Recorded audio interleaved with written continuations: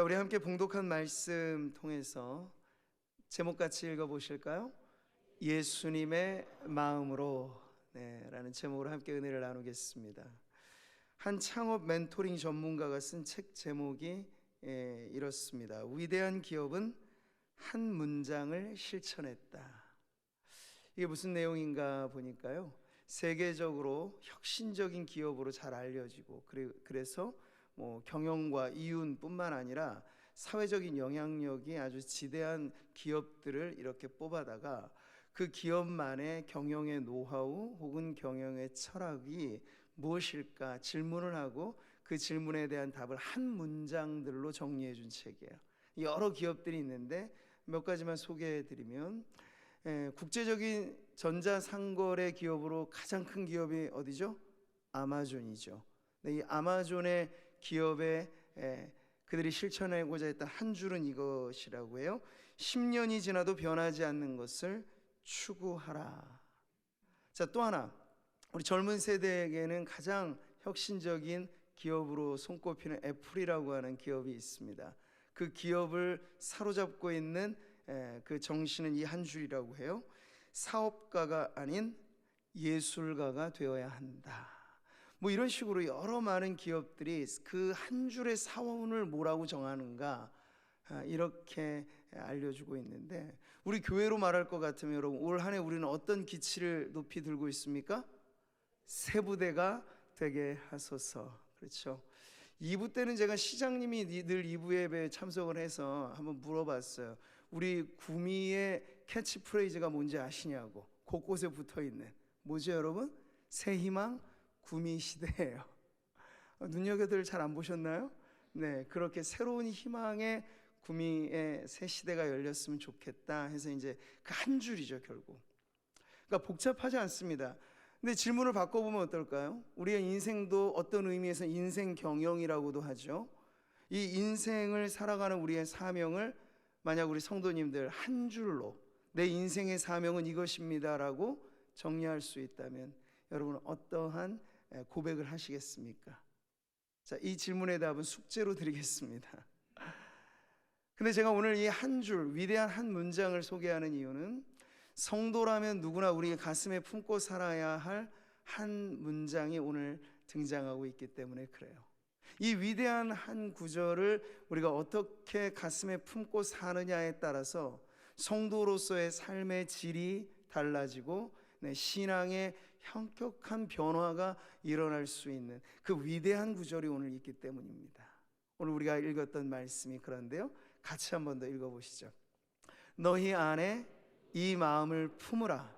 곧 그리스도 예수의 마음이니. 아멘. 저는 보통 설교를 할 때 좀 그 설교에 해당되는 단락을 길게보다는 좀 짧게 정하는 편인데 이번엔 너무 짧죠? 한 구절이에요. 근데 제가 사실은 앞 구절하고도 연관이 되어져 있음에도 불구하고 딱 한 구절만 봉독하고 이 구절에 맞춰 설교하는 이유는 이 한 구절이 설교를 듣는 여러분의 마음속에 새겨지기를 바라기 때문입니다.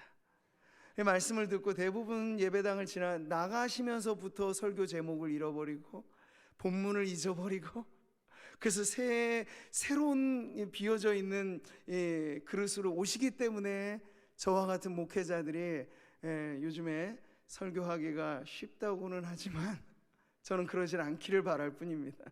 여러분에게 각인되어야 할 성경의 말씀 중에 오늘 빌립보서 2장 5절의 말씀이 있어요.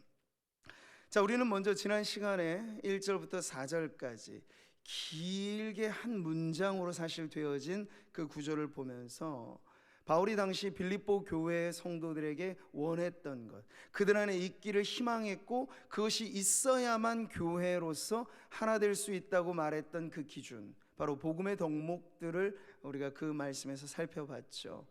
세 가지로 정리가 되는데 첫 번째는 뭡니까? 그리스도 안에 있는 권면이고, 하나님의 사랑 안에 있는 위로이고, 성령 안에 있는 교제와 긍휼과 자비입니다.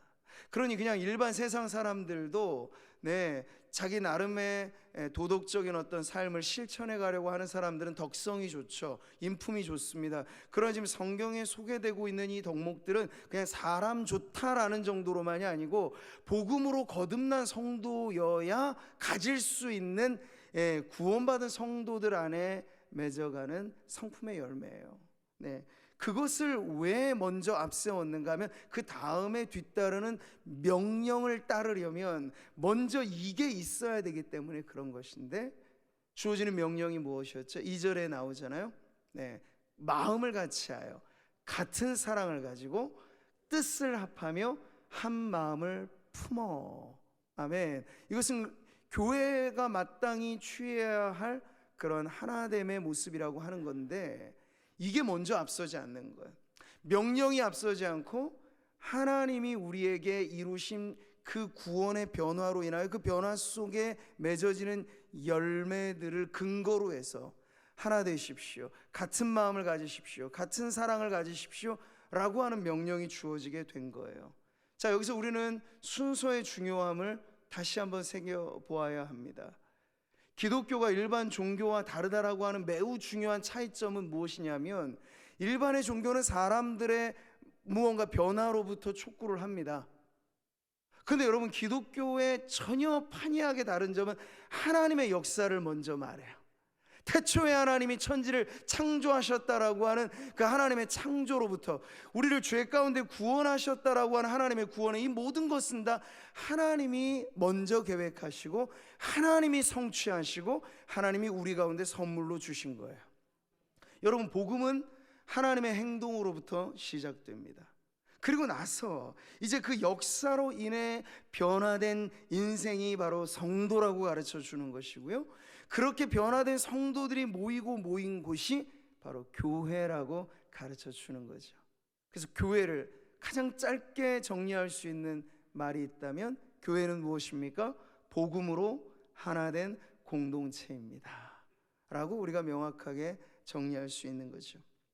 자, 우리가 지난 시간에 이 구절들을 그렇게 살펴봤는데 하나 짚지 않았던 부분이 있어요. 그건 뭐냐면 바울의 문체의 특징이 만연치, 아주 길게 서술하는, 어디서 끝날지 모를 문장이 계속 이어져요. 그래서 1절에서 4절도 사실은 그렇게 길게 연결된 한 문장인데, 그 문장 안에 주동사가 있을 것 아니에요? 우리가 그 주동사를 오늘 보는 거예요. 그게 뭐냐? 바로 4절의 말씀이에요. 나의 기쁨을 충만하게 하라. 아멘. 이게 바로 이 긴 서술을 통해서 바울이 원했던 것이에요. 그러면 어떻게 하면 바울의 마음이 기쁨을 가질 수 있었을까? 옥중에 갇힌 사도에게 필요하자면 옥바라지도 해줘야 될 테고, 뭐 여러 가지 많은 현실의 문제들도 있겠죠. 그러나 바울이 충만한 기쁨을 말했을 때, 그는 그러한 외면적인 조건들이 아니고 그가 교회를 말하고 복음을 말할 때 복음으로 변화된 교회가 하나 되는 모습이야말로 옥중에서도 그가 기뻐할 이유라고 하는 걸 알려주는 거예요. 근데 여러분, 이것이 어찌 바울의 기쁨이기만 하겠습니까? 더 근본적으로 여러분, 이 기쁨, 교회가 하나 될 때 가장 기뻐하시는 분은 누구실까요? 교회의 주인 되신 구주 예수 그리스도께서 기뻐하시리라 믿습니다. 요한복음의 말씀에 예수님의 기쁨과 교회인 우리의 기쁨이 서로 다르지 않다라는 가르침이 나와요. 그 말씀을 같이 보시면요, 내가 이것을 너희에게 이름은 내 기쁨이 너희 안에 있어 너희 기쁨을 충만하게 하려 함이라. 아멘. 여기 너희는 제자들이죠. 오늘 우리들에게는 바로 교회입니다.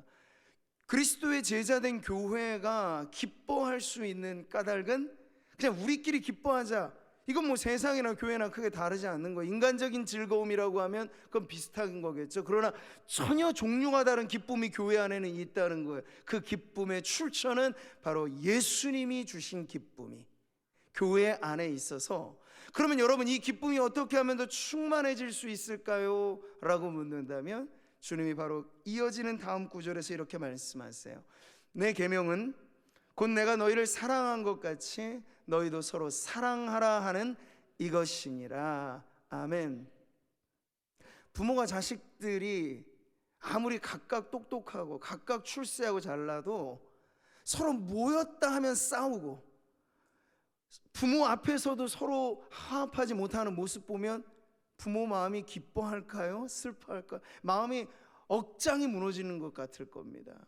뭐 조금 그런 능력은 부족하고 가진 것 조금 없어도 형제끼리 위에 있는 자녀들을 볼 때 부모의 마음이 기쁘듯이 우리 하늘 아버지, 그리고 우리를 하나 되이 부르신 예수 그리스도께서 교회를 보며 가장 기뻐하실 때는 교회가 뭐 능력이 많으냐, 많은 사람이 모이느냐, 무슨 일을 하느냐, 1차적으로 거기에 있지 않아요. 우리가 모일 때 서로 하나 되느냐, 같은 마음, 같은 사랑, 같은 뜻으로 한 마음을 가질 때, 서로 사랑 안에 하나 될 때 주님이 기뻐하시는 줄 여러분 믿으시기 바랍니다.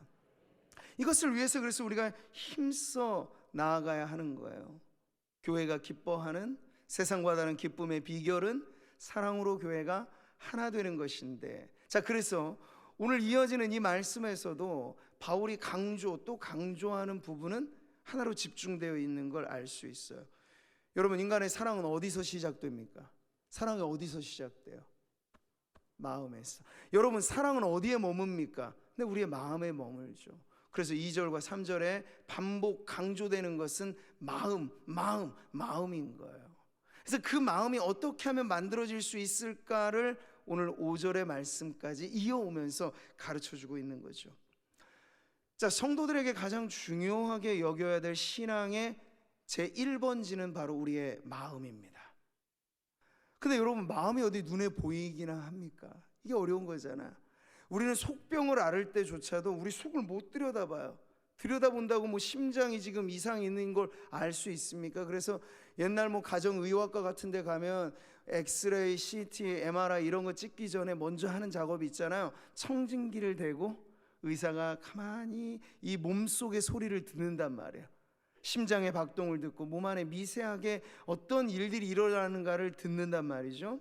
마치 이와 같이 우리에게 가장 중요한 것이 우리의 마음의 자리라면, 우리가 어떻게 하면 마음의 청진기를 들이대고 이 마음의 상태가 어떤지를 유심히 관찰할까, 이게 매우 중요한 문제가 되는 거죠. 오늘 본문이 바로 그 마음의 청진기를 우리들에게 가르쳐 주는 거예요. 5절 말씀 다시 한번 보시죠. 너희 안에 이 마음을 품으라, 곧 그리스도 예수의 마음이니. 아멘. 짧은 한 구절이에요. 여러분, 설교 마치고 이 말씀은 딱 새겨져 있어야 되는데, 이건 너무나 유명한 구절이기도 하죠. 근데 사실 원어 성경에서 이 구절만큼 난해한 구절이 없어요. 우리가 번역된 성경으로 이렇게 아름답게 번역이 되어 있는데, 이 원어 성경에서 보면 직역을 하자면 이렇게 풀어지는 거예요. 여러분 가운데 이것을 생각하십시오. 그것은 또한 그리스도 예수 아닙니다. 어때요? 문장 자체가 좀 미완성의 느낌이 있죠. 그것이 무엇이냐? 그리스도 예수 아닙니다. 이렇게 말하니 그게 과연 뭘까 하는 생각이 드는 좀 모호한 문장이에요. 근데 이것을 이제 우리가 곰곰이 이 문맥을 통해서 살펴보니, 곰곰이 생각해 보라고 하는 건 그냥 머리로 궁리하라는 얘기가 아니고, 우리가 깊은 생각은 결국 마음으로 우리가 품는 것입니다. 그러니까 성도들이 마음을 다하여 숙고해야 될 것이 있다고 말해요. 그게 주어진 명령이에요. 근데 그 숙고해서 생각해야 될 그것이 이미 있는 것이래요. 어디에? 그리스도 예수 안에 있는 것이래요. 그러니까 이 의미를 이제 살펴서 오늘 한글 성경은 우리 안에 이 마음을 품으십시오, 곧 그리스도 예수의 마음입니다 라고 이제 이렇게 해석을 가미한 번역을 해준 거죠. 자, 여러분, 우리는 앞선 이어지는 내용에서 오늘 5절을 보는 것입니다. 계속해서 교회는 하나됨의 명령을 받고 있죠. 같은 마음, 같은 사랑, 한 마음을 가지라고 그렇게 촉구하고 있는데, 이것을 위해서 섬길 때에도 자기보다 남을 높이 평가해 주고 겸손한 마음으로, 허영이나 다툼으로 일하지 말고, 이게 모두 교회 안에 생활하며 신앙생활할 때 주어지는 지침인데, 이게 어디서부터 시작되느냐, 출처를 보니 그게 마음으로부터 일어나는 변화라는 거예요. 그래서 그 마음, 어떻게 유심히 관찰하고 지금 내 마음이 올바른가, 눈에 보이지 않는 이 마음의 상태를 점검하라고 마음 청진기를 지금 들려준 겁니다. 그게 바로 그리스도 예수의 마음이라는 거죠. 사랑하는 성도 여러분, 우리의 신앙이 처음 눈을 뜨게 되는 자리 어디입니까? 바로 그리스도 예수 그 마음에서부터. 우리는 갈보리 십자가 언덕을 우리의 역사의 시간 속에 살아간 적은 없어요. 그렇죠? 2000년 전이나 되는 까마득한 옛날에 일어난 그 사건에 우리가 어떻게 믿음을 갖죠? 그때로부터, 아니 그 이전으로부터 성경은 보니까 창세전에 그리스도 예수 안에서 우리를 택정하신 하나님의 사랑을 가르쳐주고 있어요. 이미 저와 여러분이 오래오래 아주 오래전부터 하나님의 사랑의 마음 안에 품겨져 있었다는 얘기예요. 다만 우리가 때가 되어 몰랐던 그 사랑을 복음을 통해서 전해 듣고 우리도 그 주님의 사랑의 마음에 기대어 우리의 마음에 일대 변화가 일어나게 된 것, 이걸 여러분 신앙의 삶의 첫 출발이라고 하죠. 그러면 이 신앙의 마지막 종착지는 어디일까요? 내가 이루고 싶은 어떤 나의 비전, 나의 미션, 이것을 마치는 것이 우리의 신앙의 종착지일까요? 아닙니다. 우리가 마지막에 다다르게 될 그 마지막 종착점 역시도 우리가 시작했던 그 자리예요. 바로 그리스도 예수를 향하여, 그 표대를 향하여 나아가는 것이 우리의 신앙의 처음이요 마침이 되는 줄 믿습니다. 자, 그리스도의 마음이 이토록 중요한 것이기 때문에 우리는 그 마음을 기준으로 해서 내 마음을 살펴볼 것을 오늘 성경은 가르쳐 주는 거죠. 자, 그런데 어떻습니까? 오늘도 예배하는 이 자리에 함께한 우리 모든 성도님들의 마음은 안전하십니까? 근데 우리가 알잖아요. 이 세상에 믿지 못할 게 많은데 제일 믿지 못할 게 사람 마음이라는 거. 우리의 마음은 아침 저녁으로 바뀌어요. 손바닥 뒤집는다 할 정도로 마음이 변덕스러움이 이만저만 아닙니다. 그래 나는 한결같아요. 내 마음은 변함없어요. 그거 제일 잘 알려진 거짓말인 거예요. 한결같지 못해요. 그래서 내 마음을 나도 몰라, 이게 그냥 유행가 노래 속 가사만이 아니고 실제 우리의 상태라는 거죠. 근데 이런 나도 모르는 내 마음을 어떻게 관리하고 어떻게 지켜가라는 얘기입니까? 기준이 중요한 거죠. 그래서 자, 여러분, 성경은 우리를 인도하되 한결같지 못한 우리의 마음에서 이끌어서 한결같으신 그 마음을 소개해 주는 거예요. 예나 지금이나 그리고 앞으로도 변함없을 그 마음을 우리들에게 알려주는 거예요. 그것이 바로 예수님의 마음입니다. 자, 우리가 그 마음 앞에 비추어 본 우리의 마음 어떨까요, 여러분? 이 세상의 철학으로는 인간이 성품이, 속성이 선하다 악하다라고 하는 차이들이 좀 있겠죠. 그건 개인의 판단에 따라 달라질지 모르겠지만 우리는 철학을 기준으로 인간을 분석하는 게 아니고 성경의 말씀을 기준으로 인간이 어떤 상태인가를 알 때는 아주 명료해요. 아담 이래로 모든 인간의 마음속 상태가 어떻다고 성경은 말씀하고 있습니까? 이렇죠. 만물보다 거짓되고 심히 부패한 것은 마음이라. 내 마음만 빼고요? 아니요, 내 마음도 거기에 속해 있어요. 그러니 내 마음도 이래요. 당신의 마음도 그래요. 그러면 인간이 누가 누구의 마음을 붙잡아 줄 수 있다는 말입니까? 요즘처럼 물질적으로는 부유해졌을지 모르지만 정신적으로 황폐해지는 세상에 가장 일할 게 많은 직종이 뭘까요? 심리 상담가들이죠. 보면은 모 박사님들이 그냥 TV 프로를 장악하고 있잖아요. 집집에 아이들도 이제는 다 상담가에게 맡기는 그런 시대가 돼버렸어요. 근데 우리 생각에는 그렇게 유명하다 하고 잘 상담해 주는 사람은 천하태평, 마음이 정말 좋겠지. 아마 그러지 않을 것입니다. 왜 그럴까요, 여러분? 모든 상담가들에게 가장 중요한 상담의 원리 중에는 자기 자신도 반드시 누군가에게 상담을 받으라는 게 있어요. 슈퍼바이저라고 하는, 상담가들에게는 그들을 상담해 주는 또 다른 상담가가 필요합니다. 당연하죠. 상담이라고 하는 게 인간의 모든 죄나 문제를 들어주는 거잖아요. 그게 고스란히 자기에게 쌓입니다. 감당 못해요. 그럼 자기도 누군가에게 이걸 털어놓아야지, 그래야지 자기도 안전하기 때문에 상담하는 사람들은 누군가의 상담을 반드시 필요로 한다는 게 상담의 제1원칙이에요.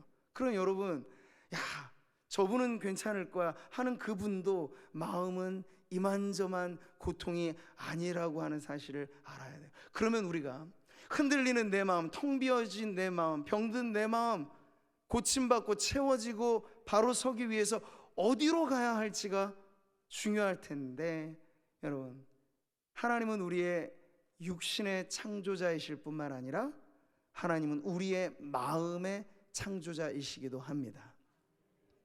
사람은 다 모를 것, 나도 모를 내 마음 하나님은 아셔요. 너무나 잘 아세요. 우리의 속 생각과 우리의 지나 우리는 깡그리 잊어버린 망각의 바다에 빠뜨려 놓은 우리의 마음의 더 깊은 차원의 문제까지도 하나님은 아세요. 그래서 하나님께서 우리를 그 마음으로 초대하시는 이유는 세상 그 누구도 해결해 줄 수 없는 우리의 마음의 무거운 짐, 우리의 마음의 질병, 이 마음의 고통, 이것을 예수 그리스도의 마음으로 덮어주시고 그 마음으로 치유하시고 그 마음으로 품어 변화시켜 주시기 때문에 하나님이 오늘도 우리를 부르시는 자리는 너무나 분명한 예수 그리스도의 마음인 것입니다. 자, 성경이 이렇게 우리에게 새 마음을 약속하고 있습니다. 같이 보시죠. 내가 그들에게 한 마음을 주고 그 속에 새 영을 주며 그 몸에서 돌 같은 마음을 제거하고 살처럼 부드러운 마음을 주어 내 율례를 따르며 내 규례를 지켜 행하게 하리니 그들은 내 백성이 되고 나는 그들의 하나님이 되리라. 아멘. 여러분, 기독교 신앙에 있어서 가장 중요한 우리 편에서 확인할 수 있는 제일 첫 번째 변화를 뭐라고 말합니까? 그것을 회심이라고 말합니다. 네. 우리가 자각할 수 있는 변화인데 그건 마음의 일대 변화를 말해요. 그 마음의 중심축이 바뀌는 거예요. 내가 내 마음의 주인 노릇했던 사람들이 이제는 내 마음의 보좌에 그 중심에, 아니 이제 내 주인은 내가 아니고 당신이십니다. 그리스도 예수를 내 마음의 구주로 모심으로써 마음의 중심의 변화가 일어나는 걸 우리는 신앙의 가장 중요한 변화, 회심의 역사라고 말을 합니다. 그렇게 새 마음이 되어야 여러분 우리의 삶의 외형의 새 부대가 되는 변화도 일어나게 되는 것입니다. 근데 속은 그대로인 채 겉만 바꿔요. 그럼 그 당시 예수님께서 질타하셨던 종교 지도자들을 뭐라고 말씀하셨죠? 회칠한 무덤이라고 말하셨어요. 겉을 보면 몰라요. 회칠을 했으니 뭐 번듯해 보일지도 몰라. 근데 그 안에는 썩은 송장, 난무한 거예요. 그러니까 속은 변하지 않은 채 겉에만 멀쩡해 보이는 종교, 그것을 기독교는 인정하지 않습니다. 우리는 속으로부터, 마음으로부터 일어나는 변화로 시작하여 우리의 언, 행, 심, 사, 이 모든 것의 변화가 일어나게 되는 것이라고 믿는 것이죠. 그렇기 때문에 여러분, 이런 기준에서 성도가 가장 힘쓰고 신경 써야 될 게 무엇이냐 묻는다면 여러분 뭘까요? 우리에게 새 마음까지 주셨어요. 예수 믿고자 할 때 여러분의 결단과 의지도 있겠지만 성령께서 우리 안에, 복음은 누구에게나 선포되잖아요. 말씀은 누구에게나 전해지는 거잖아요. 그런데 누군가는 그 말씀을 알아듣는데 어떤 사람은 못 알아들어요. 그 차이는 우리의 지각에 있는 게 아니에요. 우리의 마음에 예수 믿고자 하는 그 새 마음을 성령께서 주시기 때문에 여러분이 복음을 듣고 예수님을 믿게 된 것을 여러분 기억하시기 바랍니다. 그러니까 그 믿음마저도 선물이라고 하는 거죠. 그 마음을, 새 마음을 우리는 선물로 받았어요. 그러면 그 다음부터 우리가 해야 될 것, 여러분이 여러분의 마음을 창조하라는 일은 아니에요. 주님이 주신 이 새 마음을 지키는 거죠. 간직하는 거죠. 그래서 성도들은 마음 지킴이라고 해도 틀리지 않을 것 같아요. 이런 성도들에게 잠언의 말씀은 매우 귀중한 가르침을 줍니다. 같이 보시죠. 모든 지킬 만한 것 중에 더욱 내 마음을 지키라. 생명의 근원이 이에서 남이니라. 아멘. 성도들이 가장 힘쓸 것 바로 우리의 마음을 지키는 것입니다.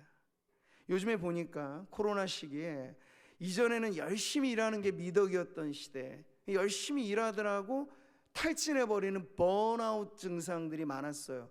근데 요즘에는 어디 열심히 일할 때도 많지도 않고, 일하는 사람들이 어느 정도 기본의 안정감을 갖고 있으니까 번아웃하고는 또 다른 종류의 아웃이 생기는데요, 보어아웃이라고 하는. 이것은 뭐냐면 지루함에 못 견뎌서 지쳐버리는 그런 현상들이 많아요. 보통 직장에 들어가면 신입사원들에게 이런 증상이 생기진 않고, 중간 간부쯤 되게 되면은 이제 일은 뭐 다 누군가 돌아가는 가는 것이고 회사의 생리도 다 알고 하는 마당이면 열심히 일할 스스로의 가치를 발견하지 못하면 그냥 쳇바퀴 돌리듯이 계속 돌아가는 거예요. 그 안에 있으니 얼마나 지루하겠어요. 그러니까 지루함에 못 견뎌서 죽을 지경이다라고 호소하는 사람들이 갈수록 많아진다고 하죠. 이 양극단에서 여러분, 우리의 마음을 어떻게 지킬 것인가, 이것이 매우 실생활에 있어서도 중요한 문제가 되는데, 오늘 마음의 청진기로, 그리고 우리의 마음을 환히 비춰주시는 거울처럼 기준을 우리에게 주셨으니 바로 예수님의 마음 앞에서 여러분의 마음이 어떠한 것인가 라고 하는 것을 살펴보라고 오늘 말씀은 우리들에게 가르침을 주고 있습니다. 자, 여러분, 성경이 무턱대고 믿으라고 하지 않죠? 믿을 만한 이유를 먼저 가르쳐 주잖아요. 예수님의 마음을 품으라고 했을 때도 마찬가지입니다. 마음은 보이지 않는 것인데 어떻게 마음을 품으라는 것이지? 헷갈리잖아요. 뭔가 들으면 그 자체로서는 뭔가 있는 것 같은데 뭔가가 뭔가인지 잘 모르겠어요. 이게 알다가도 모를 게 신앙이 아니고, 우리 하나님 매우 친절하시게도 아주 자세하게 알려주세요. 그래서 예수님의 마음을 표준해서 우리의 마음을 지키라고 할 때, 이제 다음 주 여러분, 기독교 초기 역사에서 가장 아름다운 찬송시로 불려지는 빌립보서 2장 6절부터 11절의 말씀을 우리가 볼 텐데, 거기에서 아주 찬란하고 아름답게 우리가 품어야 될 마음, 우리가 비춰보아야 할 마음, 그 예수님의 마음이 어떤 마음인지를 가르쳐 줍니다.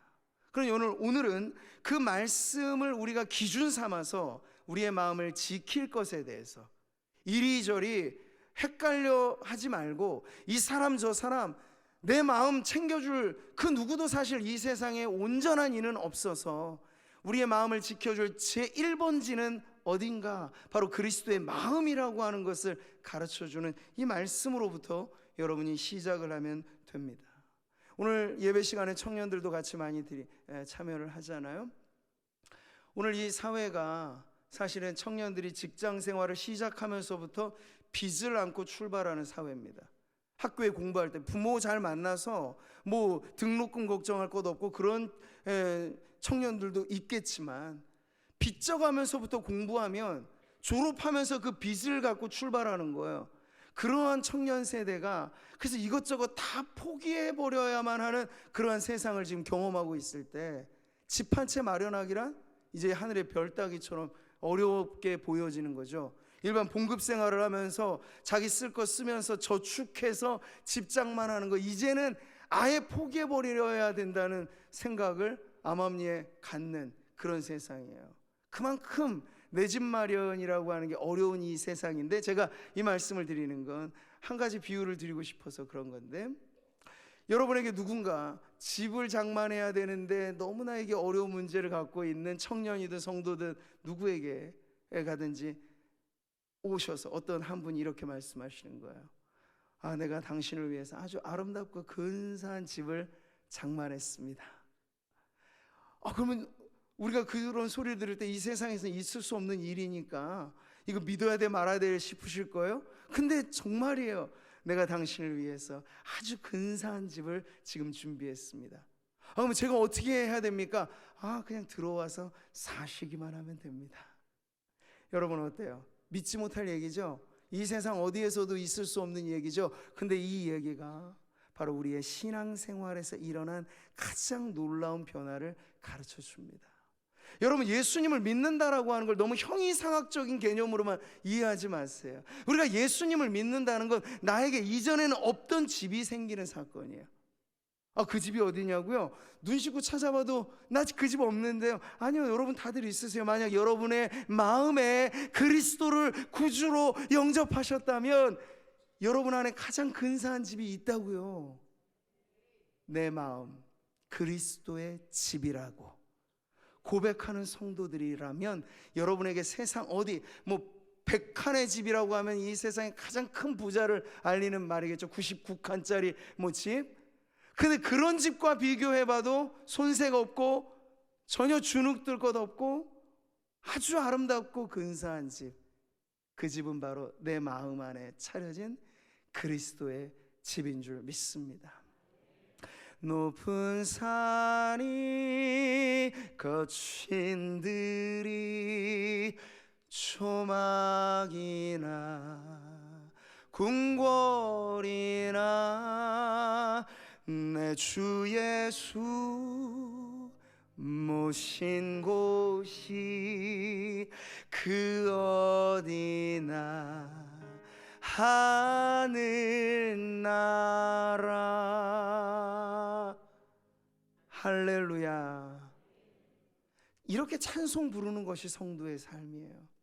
근데 우리는 모든 것을 물질화시키고 유형화시켜야만 직성이 풀려서 예수님을 믿어서 가장 근사한 집이 내 안에 이미 만들어져 있다는 사실보다도 눈으로 확인할 만한 어떤 물질적인 가치를 받아야만 내가 복받았고 내가 은혜 받았다라고 말하잖아요. 근데 그런 복보다 더 귀한 복은 예수님이 내 마음의 구주가 되셔서 내 이전까지 내 마음의 집이 얼마나 황폐한 집입니까? 네, 말하자면 이 세상에 많은 부자들이 있고 많은 권력가들이 있고 많은 정치인들이 있어요. 근데 우리가 보잖아요. 그 사람 마음의 상태가 지금 어떨까 보면 아마 죽지 못해서 산다고 하는 사람들이 수두룩할 거예요. 집이 번듯한데 외형에 얼마나 훌륭해 보이는 모습이 있는데, 아니요, 중요한 건 우리의 마음의 집이에요. 이 마음의 집이 얼마나 바르게 서 있는가, 이 마음의 집이 얼마나 안전하고 안식처인가가 사실 행불행을 결정짓는 가장 중요한 문제예요. 그럴 때 예수님께서 우리에게 만들어주신 집, 우리의 마음 그리스도의 집으로 만드시면 그 집은 화목한 집이 될 것입니다. 성도가 축복받은 이유는 하나님과 화평을 이루게 된 거잖아요.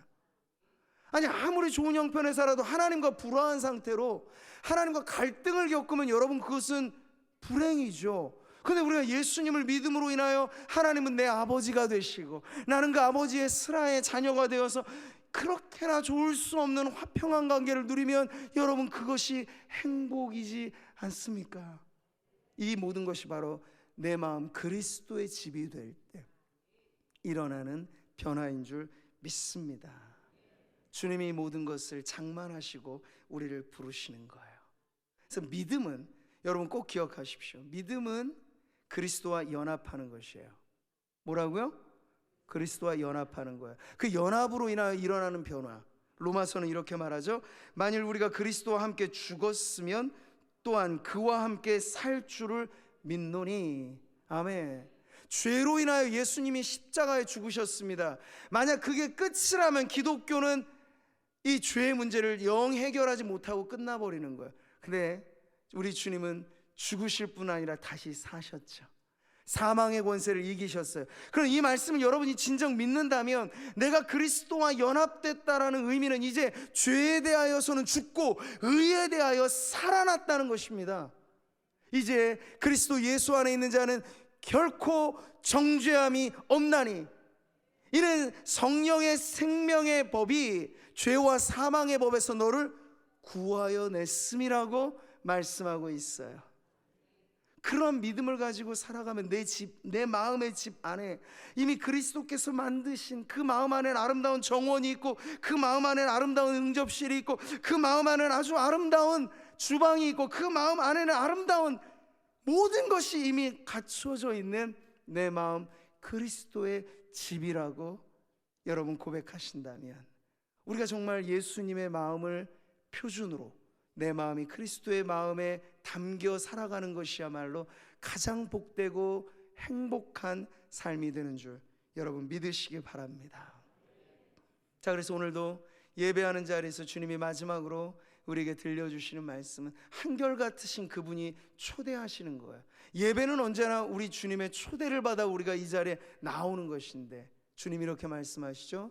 수고하고 무거운 짐진 자들아 다 내게로 오라, 내가 너희를 쉬게 하리라. 어디로 초대하세요? 예수님께로 오라는 거예요. 근데 예수님께로 오라고 하셨을 때 그 본심은 이거예요. 나는 마음이 온유하고 겸손하니 나의 멍에를 메고 내게 배우라. 그리하면 너희 마음이 쉼을 얻으리니. 아멘. 우리 청년들, 성도들, 지난 한 주간을 돌아봤을 때 어디에 정붙일 곳이 있습니까? 어디에 참된 안식이 있습니까? 이것일까 저것일까 기웃기웃하지만 끝내 경험하는 건 실망밖에 없는 게 이 세상 아닙니까? 네.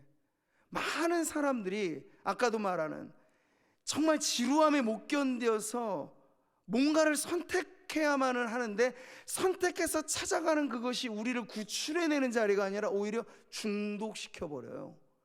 왜 많은 성공한 사람들이 마약에 한눈을 팔까요? 왜 많은 유명하다고 불려지는 그 사람들, 돈이 부족해요? 명예가 부족해요? 근데 왜 그런 중독에 빠져나오지 못하는 것입니까?